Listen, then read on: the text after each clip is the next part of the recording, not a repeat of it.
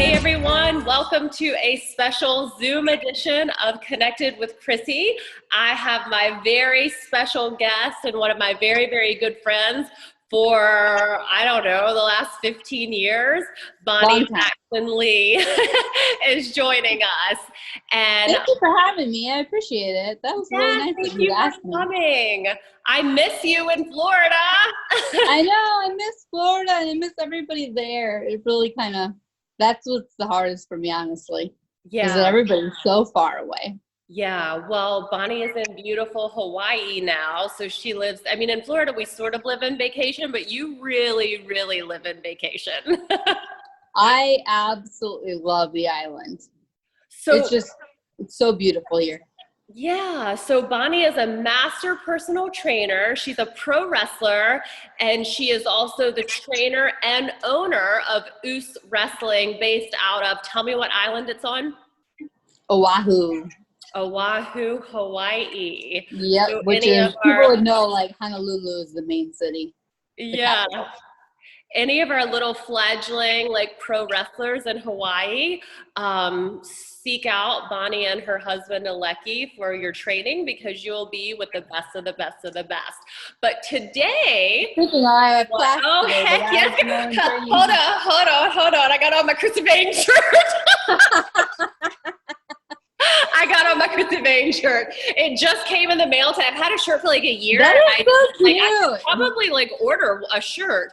So it just came. So I was like, I'm going to wear it because this is sort of a wrestling edition. It's my first like wrestling edition I've done. That is so cute. Isn't it cute? It's so cute. It reminds me of that doll that I had made for your wedding, your bridal party. It does. Doll on the cake. It does. Yeah, that's what it looks like. An artist drew this for me. So it is me, just like the doll that you put on my bridal shower cake was me. But what we're going to talk about today, we're not going to focus so much on wrestling because that's what we always talk about in anything or any interviews that we ever do. I really want to talk about your story today, what makes you Bonnie, your trials, your tribulations. Obviously, we're going to talk about the accident from a few years ago and just kind of talk about what makes you you, what makes you special to your little corner of the world and how you're changing it. Because I know personally that you are a huge change maker, a huge way shower, and you're always trying to help people. Specifically, I think since the accident, if I'm not mistaken, that was probably a huge shift for you. So let's go back prior to the accident, and then we'll talk about the accident, how you're different afterwards. So tell me, like, when that happened to you, you were obviously an athlete, Yes. had been doing television stuff for years, and then it's Valentine's Day 2000 and what? 14. Valentine's Day 2014. Just before the car accident, I had started helping people with like personal training. I had one person find me while I was on TV for TNA and said, hey, can you help me? His name's Mark. And then so I went on this whole year journey with just Mark alone. I didn't have anybody else. And he made leaps and bounds. I mean, 200 pounds in a year. And he was driving me to shows, and I was hanging out with him and, you know, going up there and staying for an extra couple of days for WSU. And they never had to pay for a hotel for me because I would stay with him and his whole family, and I would train him. So after that year experience, I was like, I want to do this with more people. So even though I continually Mark, and let me reiterate, Mark lost 200 pounds? 200. 200 pounds. She helped Mark, who, if you go to Bonnie's social media, her Facebook, we all know Mark. We all know him. But the before and after pictures are incredible and just they're insane. Yeah. But after that, I was like, okay, I want to do this for other people. So it was full-time wrestling. And I was full-time training people, had no time to breathe, which you always yelled at me about. You were like, yeah. Bonnie, you need to make more time for yourself, and you need slow down time. You need to slow down. Yep. And so we had that talk a lot prior to the car accident. And I then always the car thought, you know, every time that we were working together, your root chakra was lit up.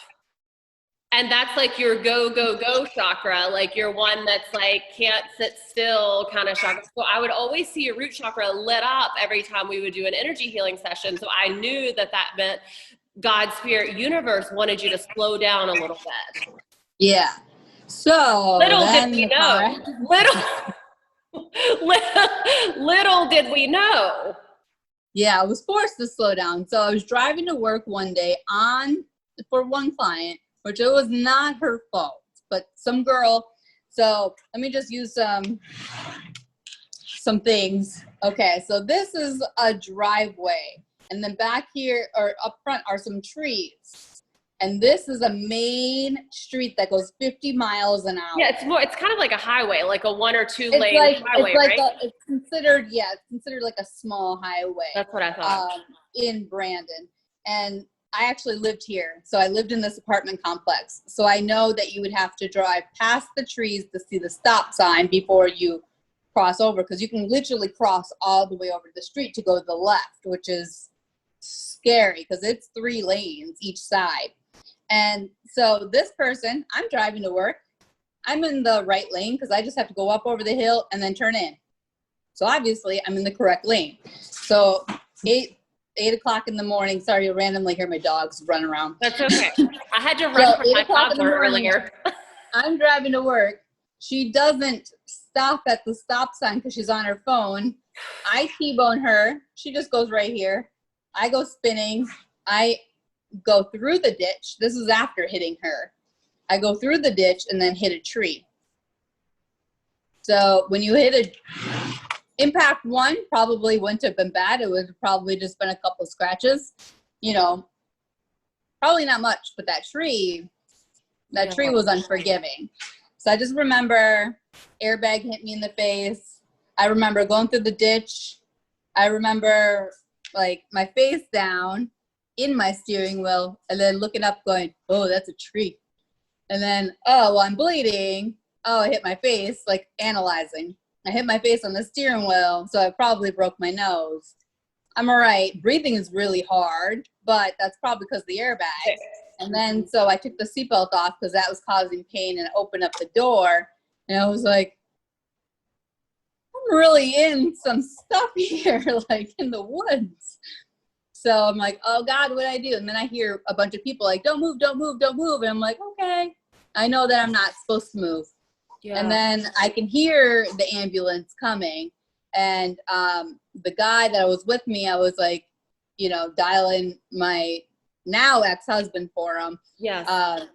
For him to call. And then my ex-husband screamed at him. And I think he accidentally stole my phone or like threw my phone or something. But I just remember him yelling things at him.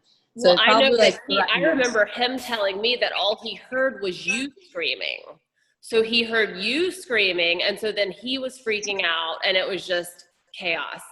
That's not true. I couldn't even talk. So that's why I gave my phone away. So I gave my phone to the guy, but he had moved me to the back seat. I think because the front end was smoking, which it's an engine, it's going to smoke. And I think in his head, fire, you know, he didn't mean to move me, but so I walked with him. I didn't let him just completely move myself, but he told him that he moved me, and then that's when he started screaming.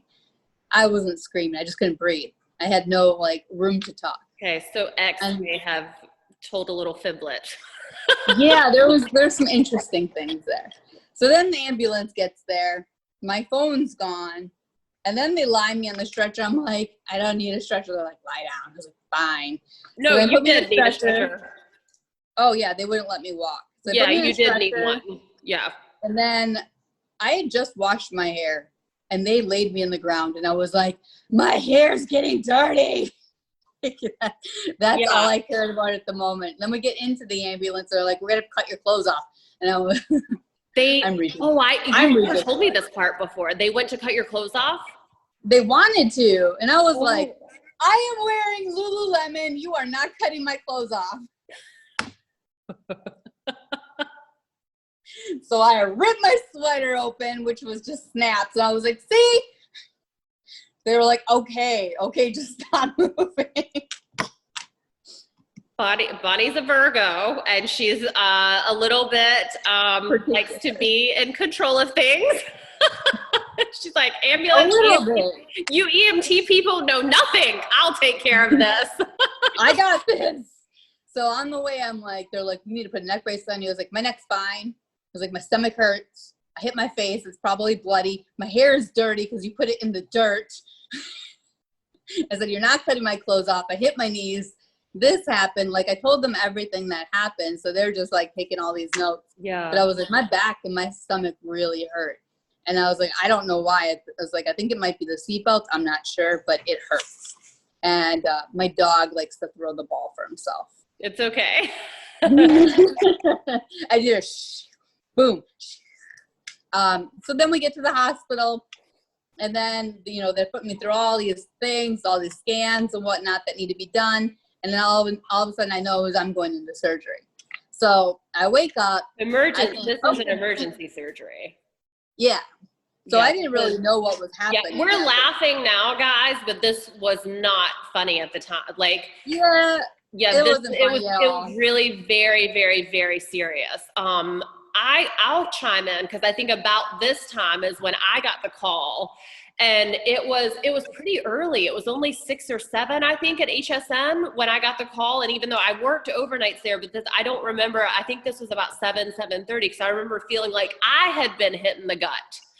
And the person that called me to tell me was like, no, she's okay. Like, she's fine. Like, you know, they just have to do, and I'm like, she's not like, as an empath and as an intuitive, I knew that there was something seriously, seriously wrong. So we're laughing and like everything now, because it's been six years.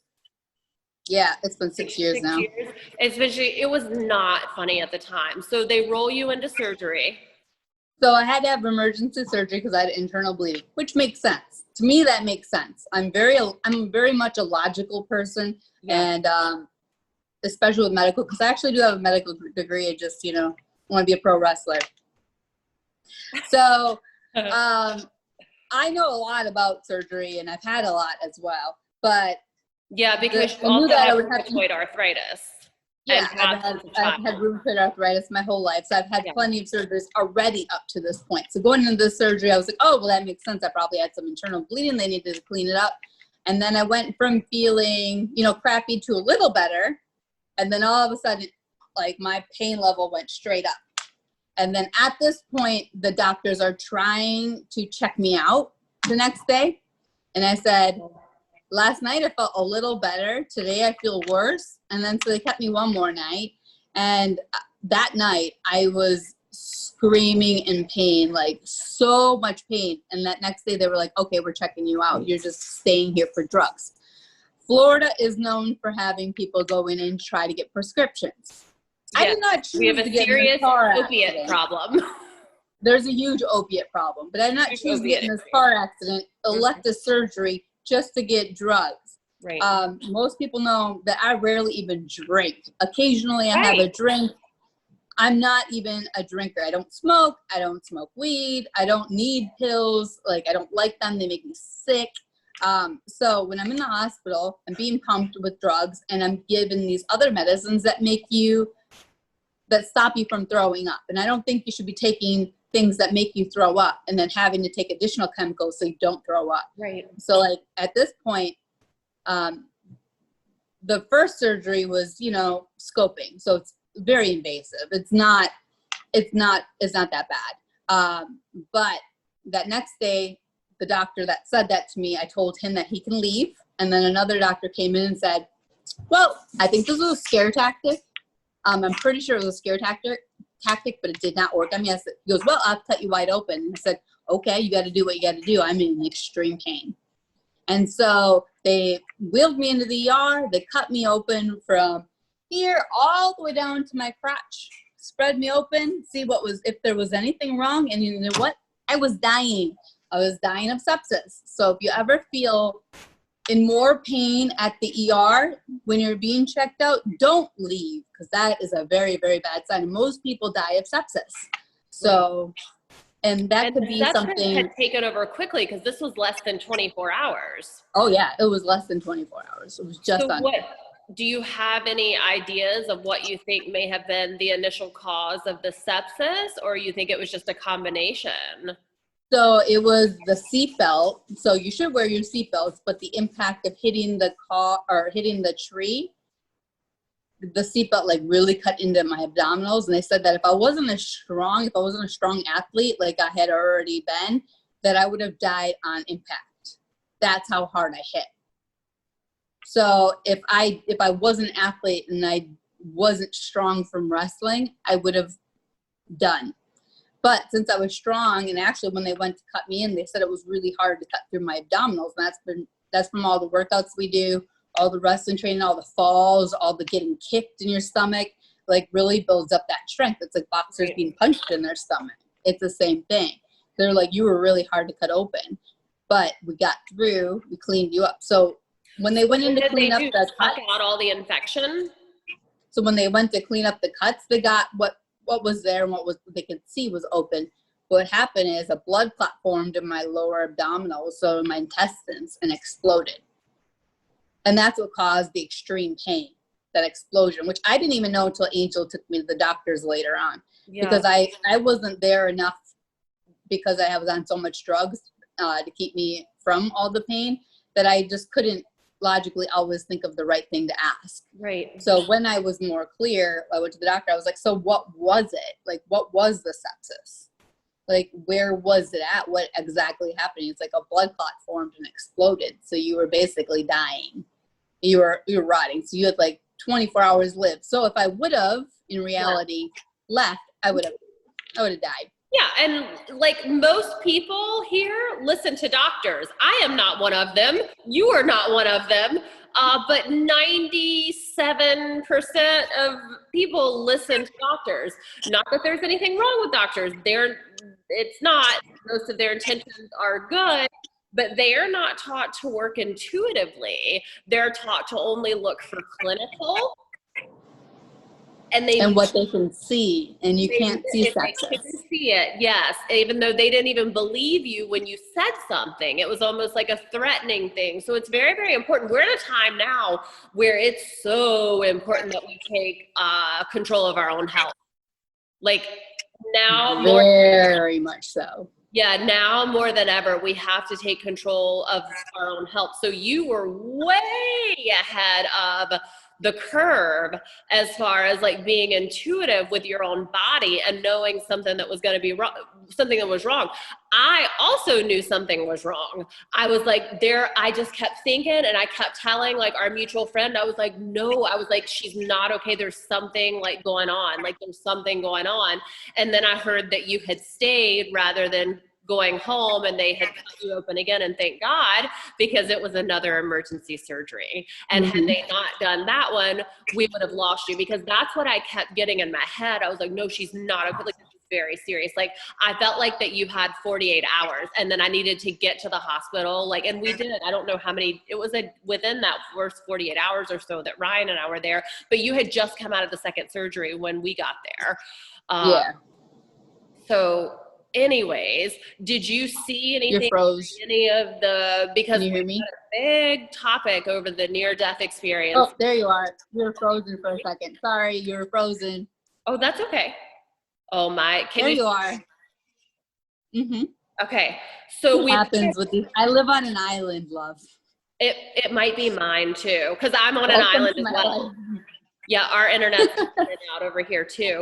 So do you remember anything strange or anything? You did have visitors when you were in that room. You told me of that, the big black lady, right? Do you remember? Yeah. I was told that I saw a big black woman angel in the corner. You told me that. You kept telling me about her, and I'm just now remembering it because it's been a long time since we've talked about this. You don't remember that?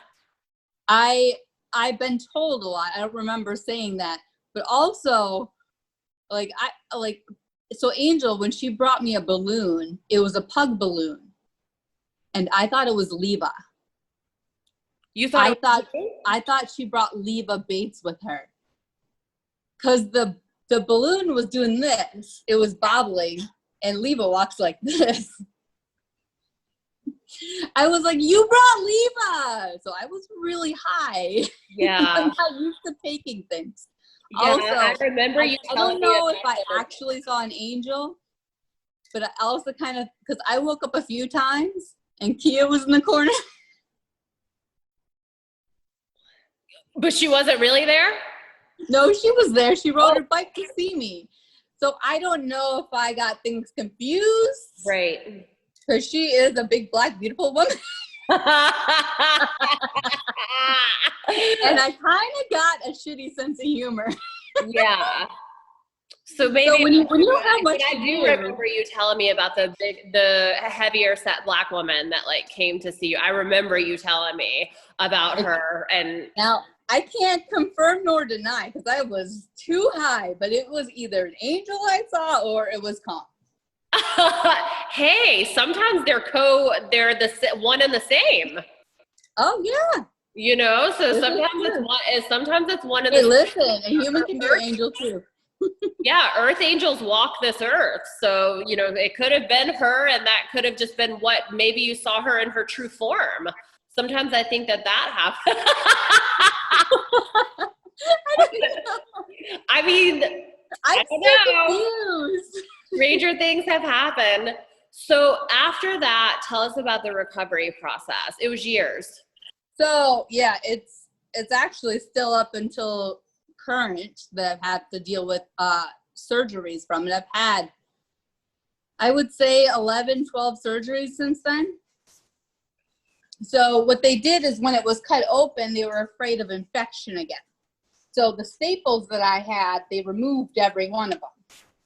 So what happened is my stomach just went, and literally I couldn't sit forward or anything. So when the doctor and the nurses left, I grabbed my cell phone because my husband at the time bought me a new phone.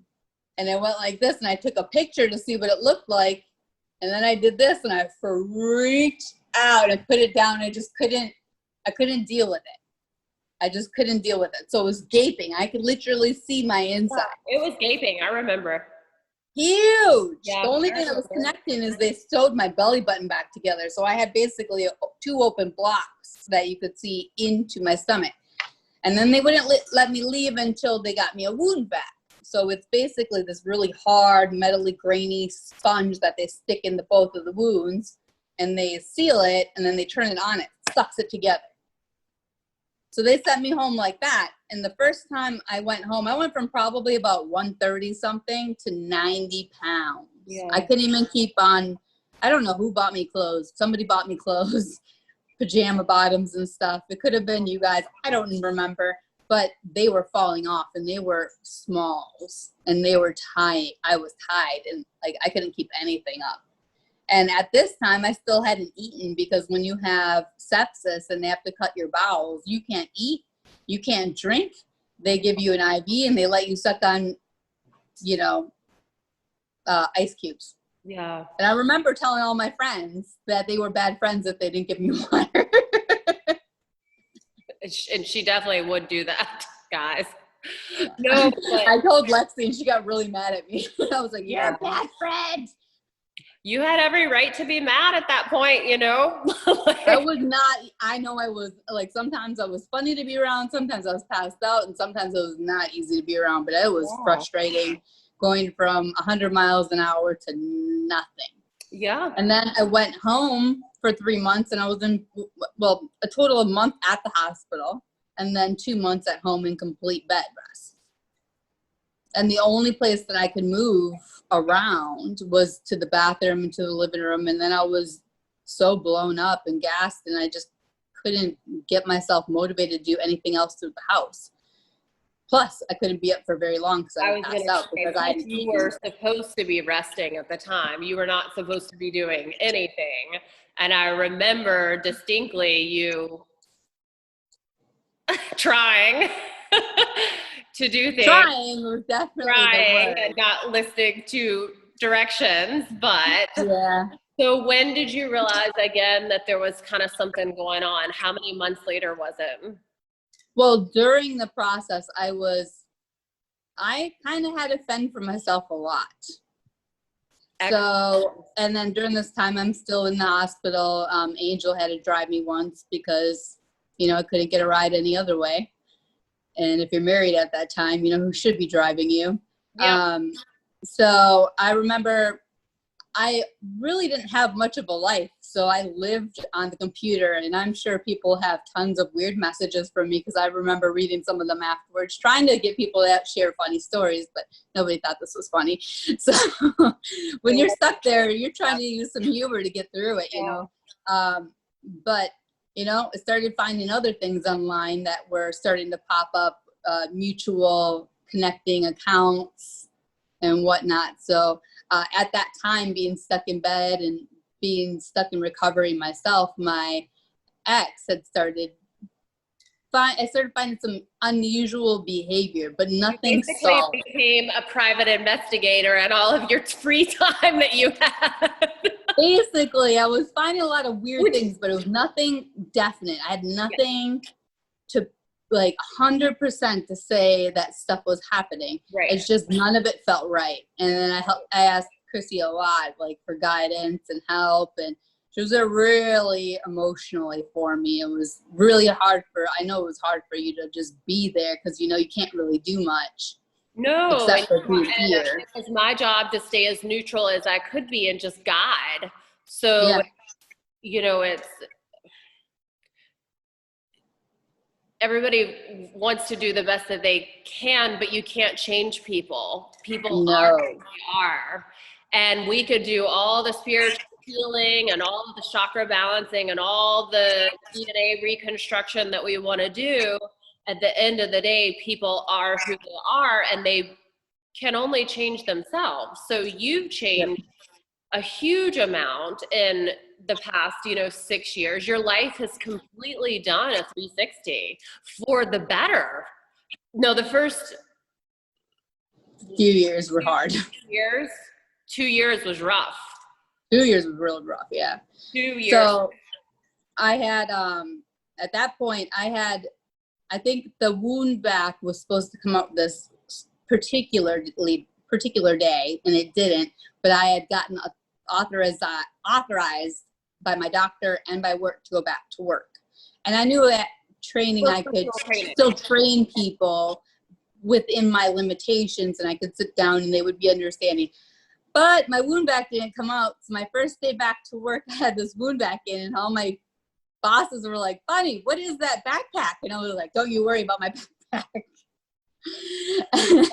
Which is definitely something I would do. But I knew at that point, like, I needed to get out of the house to get walking, which I was supposed to do at that point. I was supposed to walk some, but I was doing none of it at home because it was too easy to sit down. It was too easy I didn't have anybody else's motivation around me, which I feel empowers me. So when I feel other people working out at the gym, some people might understand this.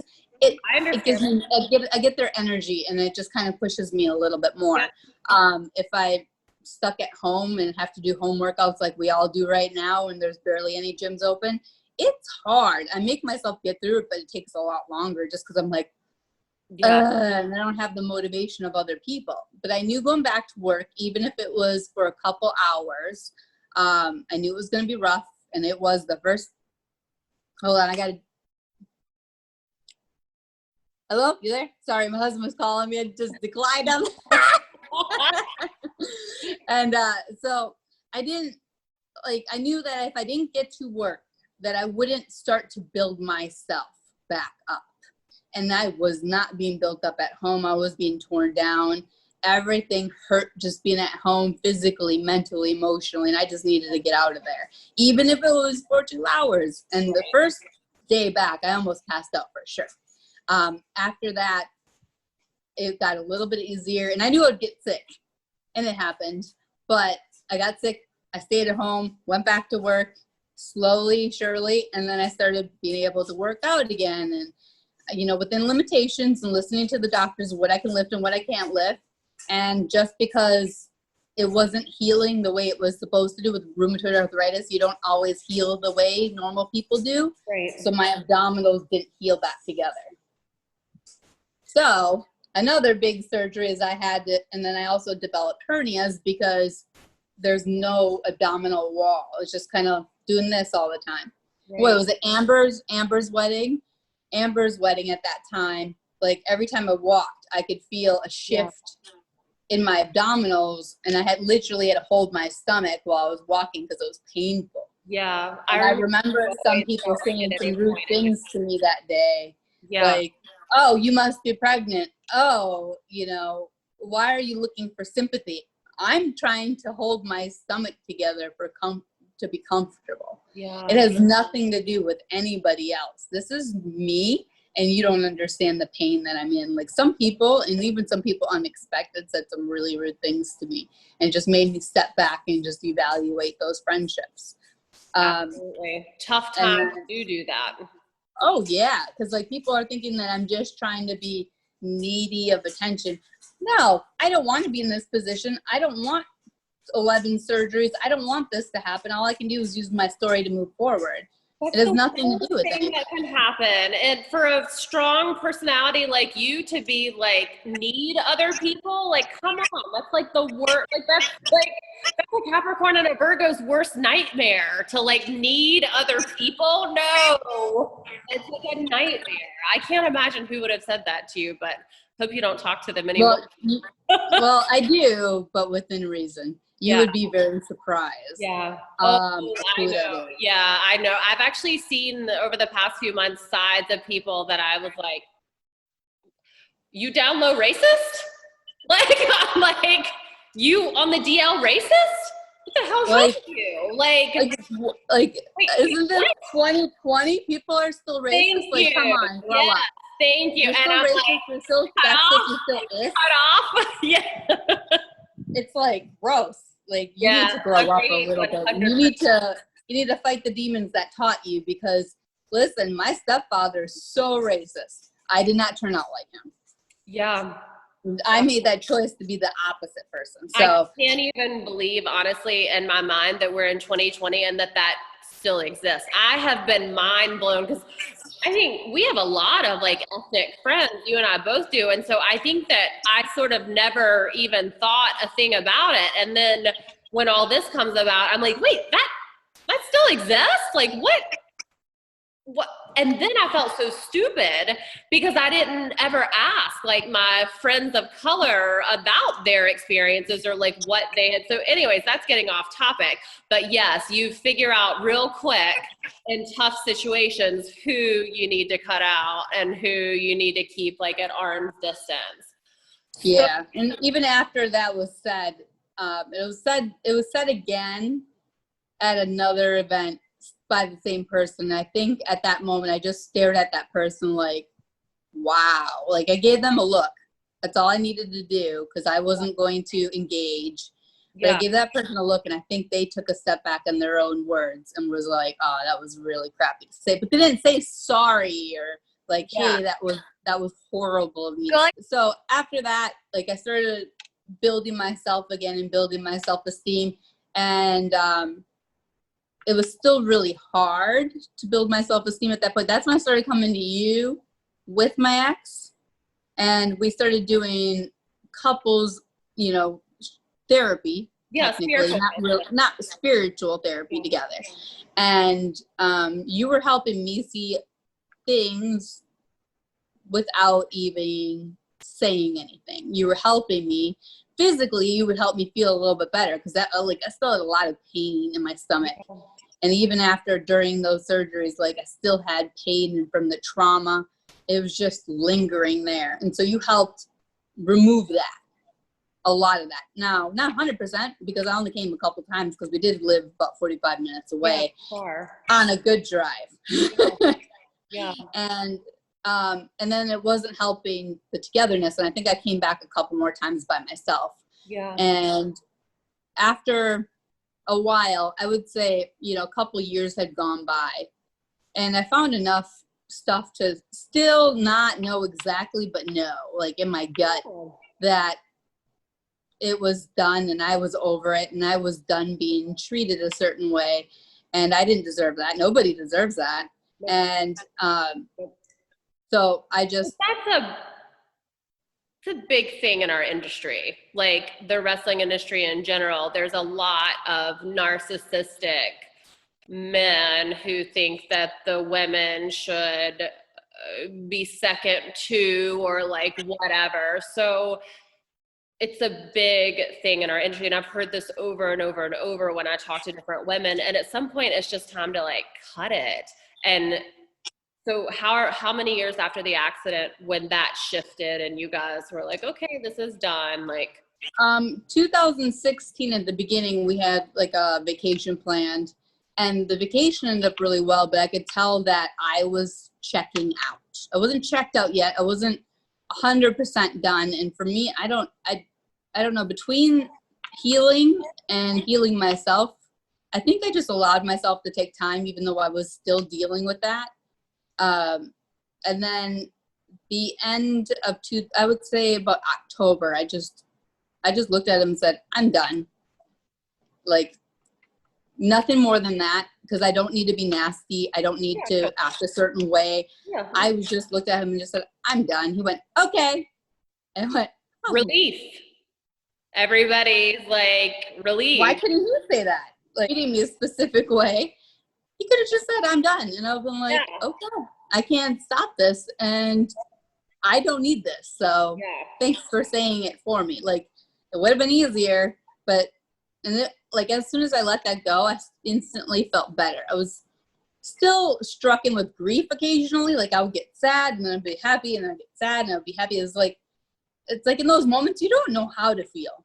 No. So you go from like sad, happy, depressed, like, and then I was like, well, maybe it's because we're a friendship, you know? And I was like, but a friend wouldn't treat a friend that way either.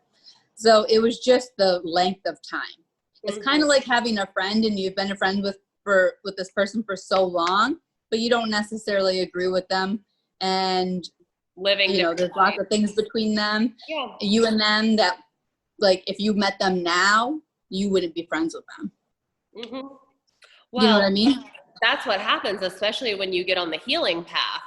Because when you get on the healing path and you start trying to upgrade, people that are not trying to upgrade, that are not on the healing path with you, you're going to be like here and here. Like, it's just going to be, there's not going to be any resonance anymore. So basically you guys just didn't become, you have this life-changing event. You start seeing a healing practitioner like me, which you had been seeing me before. Before the car accident. Yeah, so. And we did a lot of phone calls before that. And it was kind of the same issue happening before. Yeah. Yeah, then and I thought some of it was my fault. Right.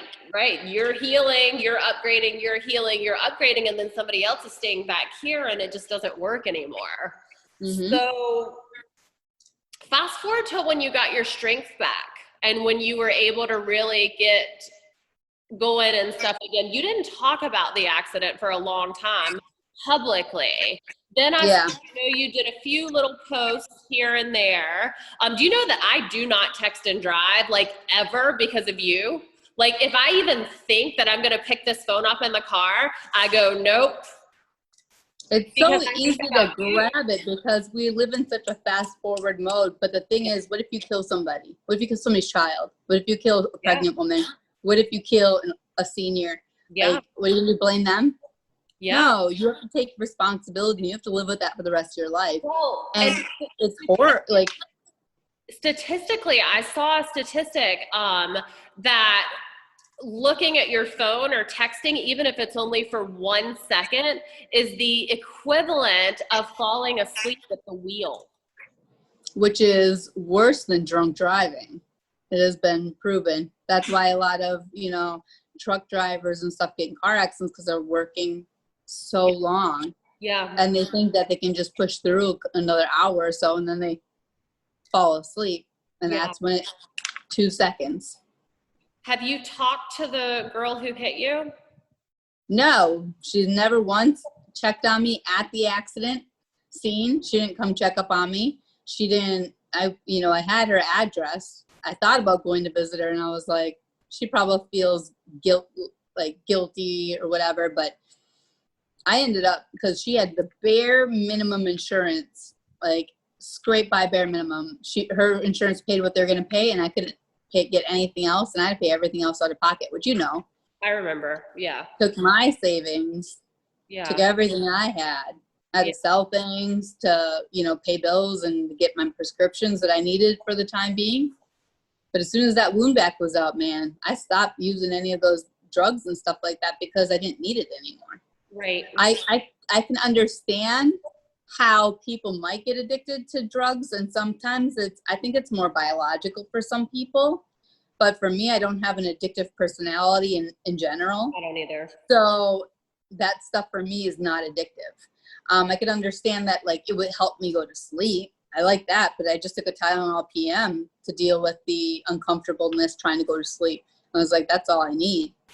And then when I was done being in pain, I was done taking anything to fall asleep because I was falling asleep normally again. How did that change you? How did that experience change you? How are you different now than you were then? I would say 1,000 times more patient.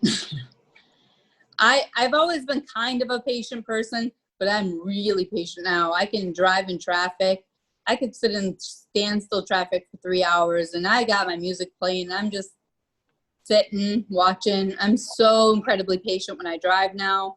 I'm so incredibly patient with kids even more, adults even more, and even wrestling students. I'm way more patient than I used to be. Yeah. My mentality used to be, let's try to get them out of wrestling.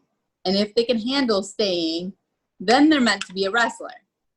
Right. But that's not how I do it now. Like, that's how I was treated. Too. Don't you think that's an old paradigm, a way of thinking too? It's not like that anymore. Yeah. It was passed on to me. Absolutely. That thing was passed on to me. Yeah, me too. Yeah. At our time, in our era, it was like, okay, we can't let this girl be a wrestler. So we need to break her so she goes away. Yeah. But then I did that same thing to my girls too. And the strong ones stayed. Yeah. And the weak ones left. And then after that, like, as I got a little bit older and past the car accident, I just slowly getting softer and softer. Yeah. And like, sometimes my students call me mean now. And I'm like, you don't even know. 10 years ago. I'm like, you don't even know. Yeah, that's true. It's true, guys. I can speak for that. No, I mean, I never saw that side of you because you and I came up together, but I would definitely say that type of just personality in general is old paradigm. We're moving into the 5D earth, the time of the Great Awakening, the time where we're going to live in huge spaces of love and light, and all of our industries are changing. Hollywood is changing, wrestling is changing, the other sports I'm sure are changing. I can't speak to that because I'm not involved in that. But the old paradigm of we're going to beat you to a pulp, it doesn't really do anybody any good. It didn't do me any good. I would have been much better off had I been like guided and brought up in a way that was like positive reinforcement. I don't raise my kid like that. I raise my kid like consciously positive reinforcement.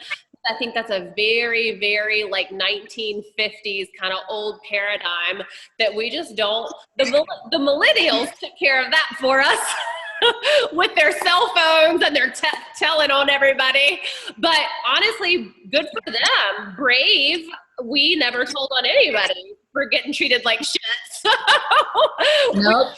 If you look at the movement now, you can look at anybody from our generation hasn't said one thing, and we have more stories than this generation. Yeah, I could talk about every single locker room.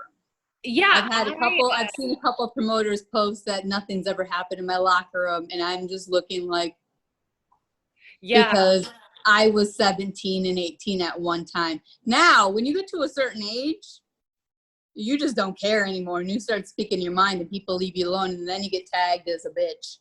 Sorry if I'm cursing on your I think thing. I'm being very good. I have a potty mouth. I have a potty mouth. I do too. It's fine. Yeah, it's fine. They either like us for it or they don't. So I think I was always that way. I remember one time, a veteran, we were at, like, I very rarely went out past like the IHOP, but there was a veteran there and he offered me a shot and I don't really drink. And I was like, no, thank you. And he was like, you CUNTYBITCH. And I was like, oh, I just don't really drink. Like, I don't like really like, I just don't really like to drink. So that is just, but later I was told that that was kind of like a disrespectful type thing that I should have just taken. I didn't know, but I didn't want to, and I don't really like drinking. So, you know, it's, the business is changing and it's for the better. Because yeah, 1,000% it is. we who are like more soft-hearted and more empathic and intuitive and that whole thing, we can maybe do a little, like, hang around a little longer, because I was way too sensitive, like, for a business like that 10 years ago.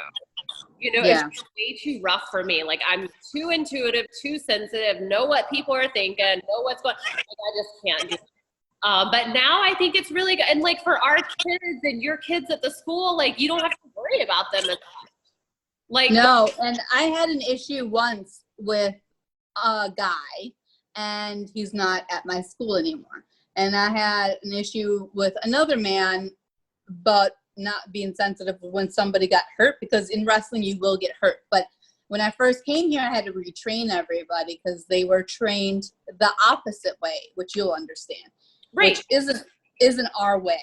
right. So things have a fluid motion that if you don't, it kind of looks botchy. So they have to be trained a certain way so it looks fluid. So I, you know, specifically ask, can you do this or can you do that? And then they do, and I'm like, oh, you can't. Don't kill yourself. Get out, rest, get some ice. Like, I'm way more sensitive now in my training. Like, if somebody gets hurt, right away, sit down, put on ice. You gotta go to the doctor, whatever, it's got to be done. Like, and I can assess a lot of that because I'm a, you know, first responder. So I can assess a lot of that. I've even fixed the broken toe, like jammed, snapped up, replaced. I'm like, I got this. Do I have your permission? Yes. Okay. Yeah. Do I? You're welcome. That's the first thing I tell you now. Do I have your permission to do care? Yes, I guess. Yep.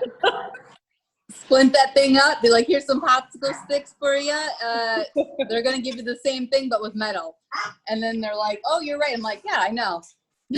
What? Okay, so or like, I don't over abuse them on their bumps or anything like that. I don't make anybody do 1,000 squats a day. You know, I'll make them do like squats for a minute, push-ups for a minute, leg raises for a minute, but they all are athletes. They all need to be able to work out.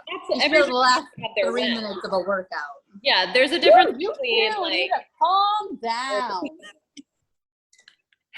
Children. what are you most grateful for now at this point in your life, after going through so much and having, you know, a divorce and an accident and then a huge move? What are you most grateful for now? What I'm grateful for is my change in my perspective. So when I first started, do you mind? When I first, you know, got divorced, I went through all these emotions, up and down, up and down. And then I started just traveling, which I know fills my heart. And I have, you know, in wrestling, you build all these friends in different places. So half the time I was just going to visit. I was like, hey, can I crash on your house while I go do this? Yeah. Hey, can I crash on your couch while I go do this? Yeah, sure. Like, wrestling is like a big family. When you got your people, and it doesn't matter how long you haven't spoken to them, your people will accept you no 100%. matter what. Yeah, So 100%. you don't have to worry about that. And your people trust you, and, you know, you always repay those things.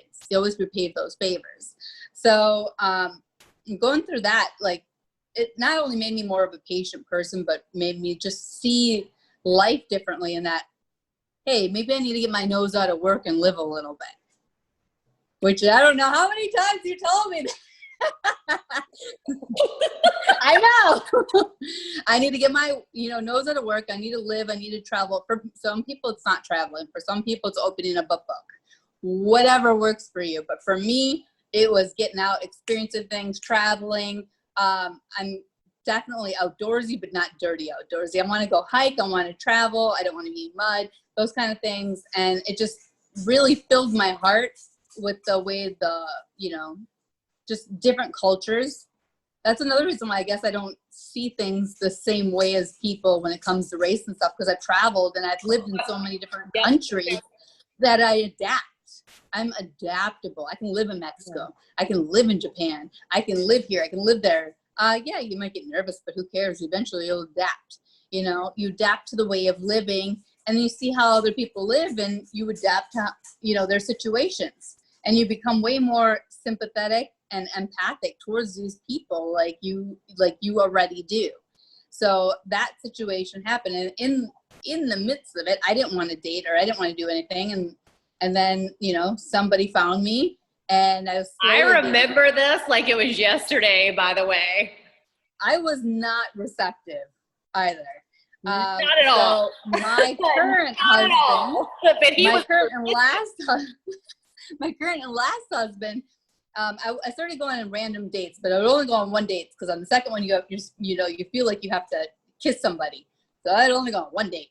And so he kept bugging me and wanting to hang out with me over and over and over again. So finally I went on a date with him, and then we slowly started dating, but it was still go out, which I was completely honest with him. I said, listen, I've been in a bad relationship for like 8 years.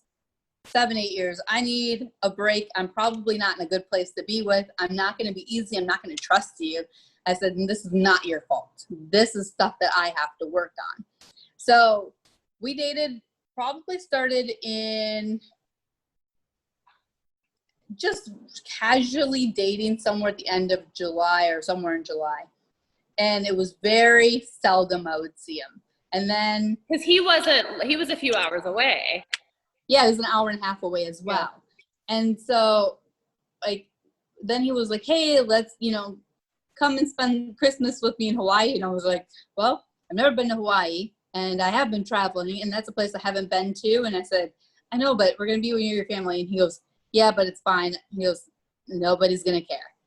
So we were not in a relationship. So I remember too, because you were like, should I go? And I was like, yeah. Yeah, that too. You helped me make that decision. You have to check in with your girlfriends to make sure this is a good idea or bad idea. Absolutely. So, very casual dating in July, like hanging out really. And then, still doing the same thing throughout the whole time.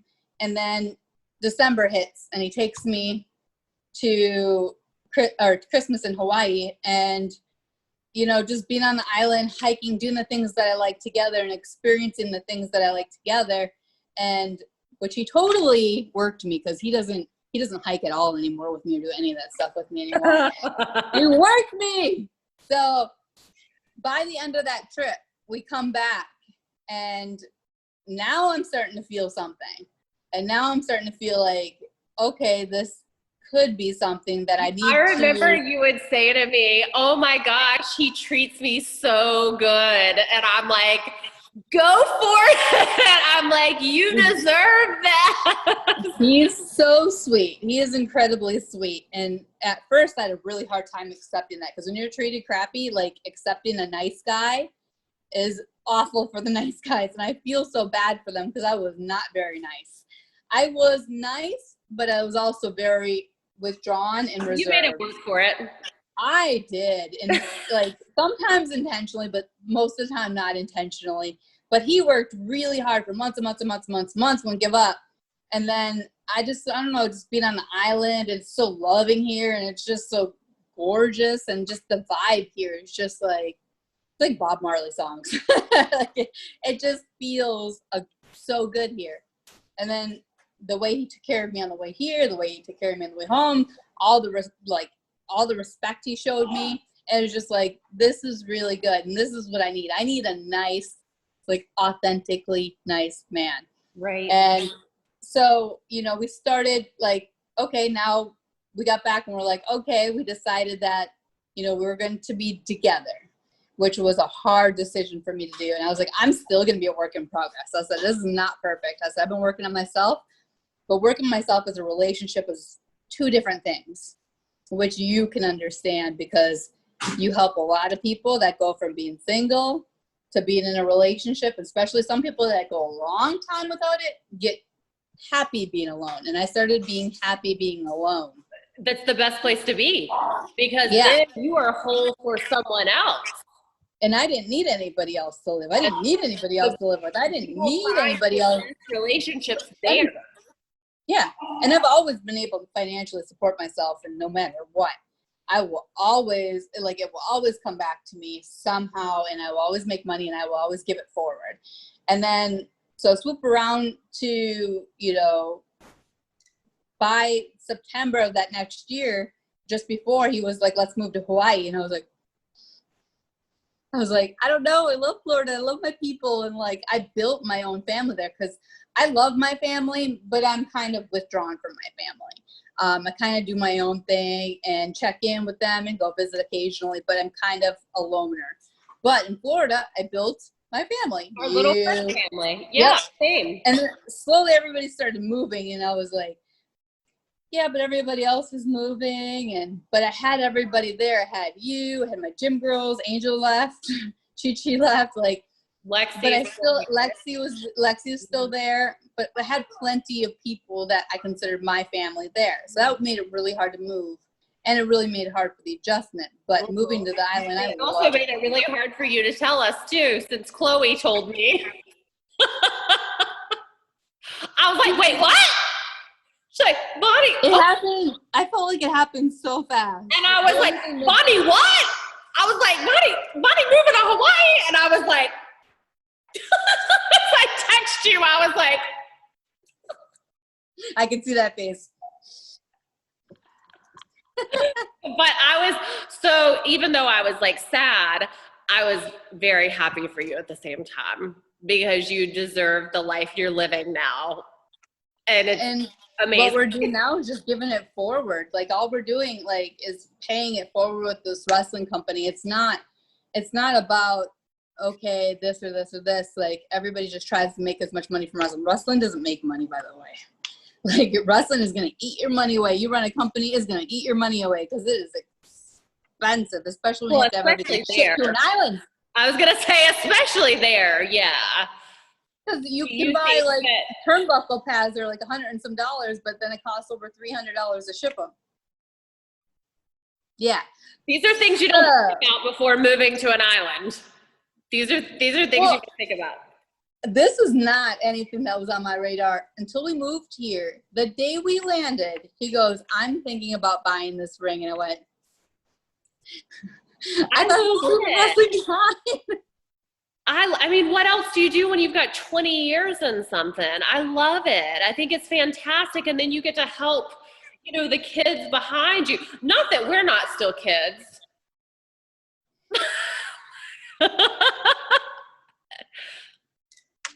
We still cute, but you know, you get to help the kids like behind you that were us, you know, 15 or 20 years ago. So to me, the older I get, the more I understand that life is about service. And what is the service? And service doesn't always make money, but you know what? It fills your heart. What is your ministry? So I actually think that you guys will make money. I just think it's going to take time. I think when you pour your heart and your soul and your love into something, that abundance has no choice but to follow. Our hearts are abundantly full, because every student that we have, and every time we get a new one, you see them, just something clicks for them, or they graduate, you're just like, oh, that's it. And you know what? Yeah. We're teaching our wrestlers not just to be wrestlers. We're teaching them to give in the community. So we set up, you know, beach cleanups. Obviously, right now, that's all we can do together. Yeah. But we see the children at the Children's Hospital frequently.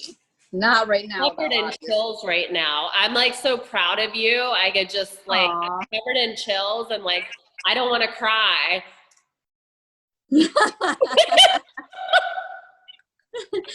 We fight against domestic violence. We feed the homeless. We do all these things, and on this island, spreading aloha is really, really, really important. And you know, we fight for women. We fight for the LGBTQ community. Yeah. We you know, everybody within, you know, their own personal beliefs have gone and protested. You know, somebody doesn't, because they're afraid to be around the groups right now. I get it. But we had very peaceful protesting here in Hawaii. There was no vandalizing. There was only one person arrested for sitting in the street, and she was warned and warned and warned, and then she got arrested. Like, that's what happens. If you're breaking the law, you're stopping traffic, well, you might get arrested. That was a choice she made. But that's how peaceful it is here. Nobody, like, you had groups of Samoans like walking around the town that night waiting for, because they heard that was it Antifa? Antifa. That Antifa was that they flew in. Well, they caught 2 of them immediately and shipped them back out and fined them $5,000. I ain't messing with no Samoans.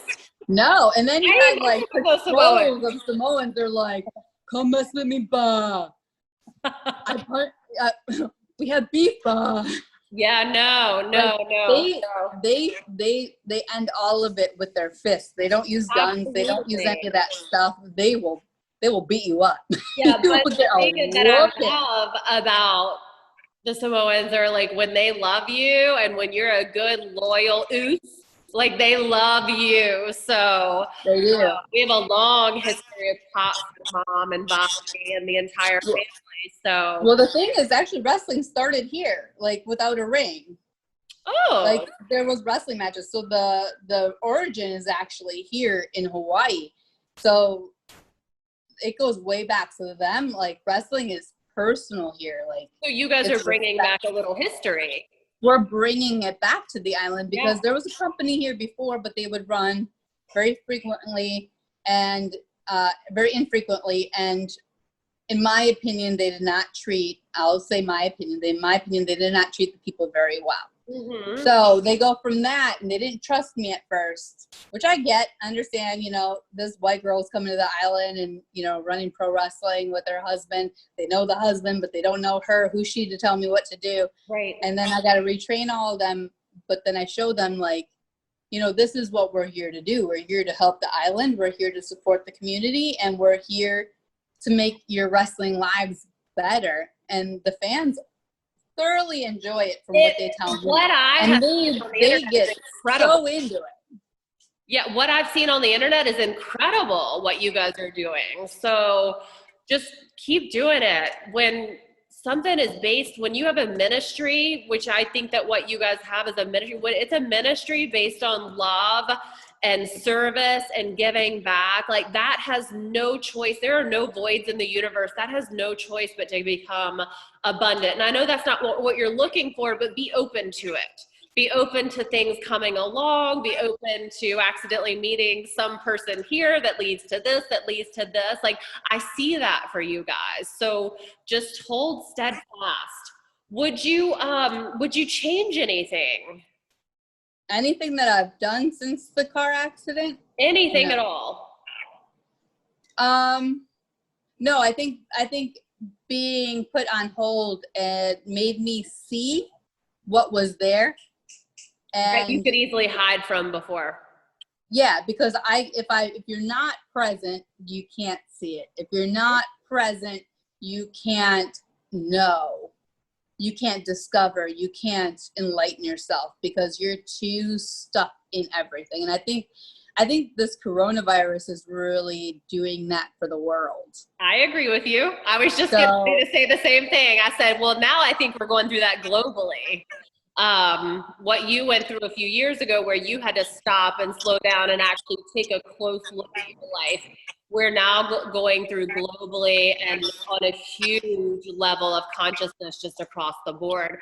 And what's going to happen is people are either going to rise up to it or it's going to be really, really not good for some people because you have to shift with the times. How we talk about the old paradigm, that is the old paradigm. You better shift and get with the program or you're going to get like, the energy is not going to line up. Oh, hey, puppy. He's like, hello, I need you in my life. Yeah, he's like, I need some attention. Let me see if I missed anything. What do you want to share or like leave people with? Like if something were to happen to you tomorrow, like what would you want your legacy to be? I would just, hope that I touch somebody's life and was able to help, even if it's in the smallest way possible. That's all I can literally do is, I try to help the women in wrestling. I try to help, I know a lot of them don't know me or anything about me now, especially all the new girls. But, I hope that I've helped them, lead them to where they're at, help them, help pave the way for what they can have now. With our wrestling school, I hope that, I've made a good impact on you as a human, not just as a wrestler. With my husband, I hope I've, I'm not always a peach, but I hope that I've, but that's what makes you so your life fun. somehow, even though I hang up on you when you try to call me in the middle of a Zoom. I hope that, my friends, I've done something at some point in some time for my friends to share a little bit of love in their life or help them somehow, even if it's just to be an ear, because sometimes that's all you need to do is just listen to people. Yep. I hope I helped enough people in the community in my personal training. I hope I left somebody, with some way to pay it forward, which I hope. I know Mark's paying it forward. Mark's been training people and helping people with nutrition. So I know he's at least doing it. So I just would hope that anything that I leave, people can pay it forward. Anything that I left good, people can pay it forward. If I've done anything bad, that people can forgive me. I don't think that I've been a very bad person at all, but at times you don't know if you've said the wrong thing to somebody. Right. So I hope that person can forgive me, because I forgive everybody that's ever done anything wrong to me, because I don't want that holding, me down, weighing me down. Right. So all you can do is forgive, cut those ties, cut those, cords, and move forward. And you taught me a lot of those tools. And I hope you can, people trust you to let you guide them, because you guided me and you helped me see a lot that I didn't know existed.